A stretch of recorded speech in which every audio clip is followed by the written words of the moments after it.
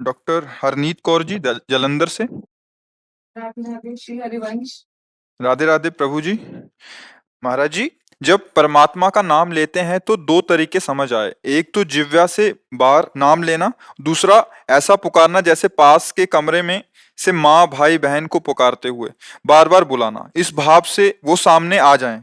मेरा मार्गदर्शन करें महाराज जी, मैं दोनों में से किस तरीके से बुलाऊं?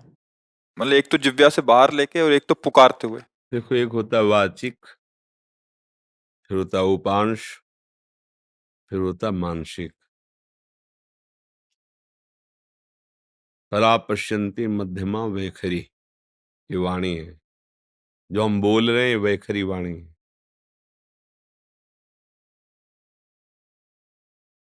ये उपांश है, चल रहा है। ये मानसिक है, बिल्कुल शांत मन, शांत इंद्रियां, और वो परावाणी से भजन हो रहा है। तो हमें अपनी स्थिति देखनी कि हमारा भजन कहाँ से कहाँ तक पहुंचा है। यदि हमारा थोड़ा मानसिक जप करने के बाद मन भाग रहा है, तो हमें मानसिक जप पे ज्यादा नहीं टिकना चाहिए, हमें तुरंत वाचिक पर आना चाहिए। भाग रहा है ना, अब वो बनेगा नहीं सही। अगर हमारा मन थोड़ा हमें सहयोग कर रहा है, तो उपांश जप में आ जाना चाहिए। ऐसे अब लग रहा है कुछ जप रहे हैं, पर क्या जप रहे हैं, कुछ लग रहा है ऐसा। मानसिक जप ये होता है कि सामने मंत्र है, कान में सुनाई दे रहा है, आंख में एक एक अक्षर जमा हुआ है, और अंदर से परावाणी से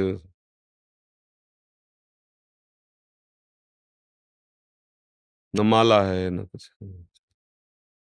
उठते बैठते चलते फिरते हर समय पर ये सिद्धों की स्थिति होती है, साधक को करना होता है। तो अगर हम कम से कम 1.5 वर्ष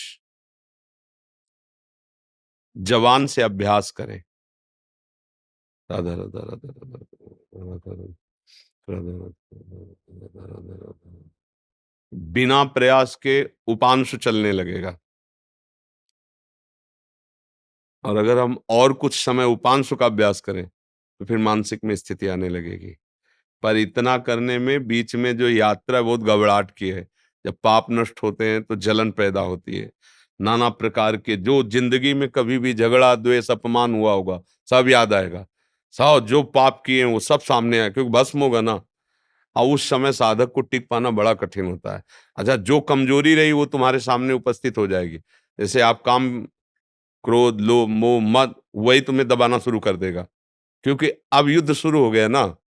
नाम अब विजय करवाएगा ना, तो नाम न छूटे, उत्साह न टूटे, और आप आगे बढ़ते रहो तो जीत जाओगे। और इसके लिए साधु संग बहुत जरूरी है।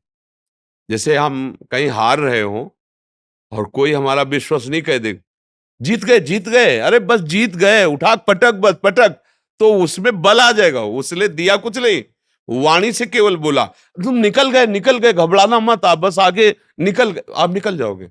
अरे तुम क्या निकल पाओगे, गए गए, वो निरुत्साहित होकर मर जाएगा। क्यों? उत्साह बढ़ाना। तो संत संग क्या करता है, हमें रोज उत्साह बढ़ाता है भगवत भजन के लिए, भगवत प्राप्ति के लिए।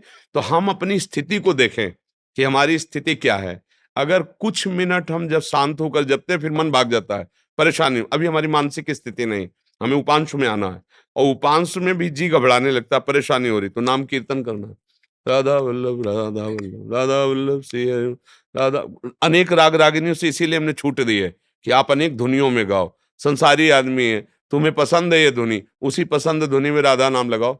राधा नाम जहर है, पर उसे शोध करके दो। जब शोध करके दोगे तो दवाई का काम कर जाएगा। संसारिक ध्वनि है, पर लगाओ राधा नाम उसमें, और आप गाओ राधा राधा राधा। तो भाव को भाव अनखाल सहु, नाम जपत मंगल दिशि दसहु। समझ पा रहे प्रश्न करता?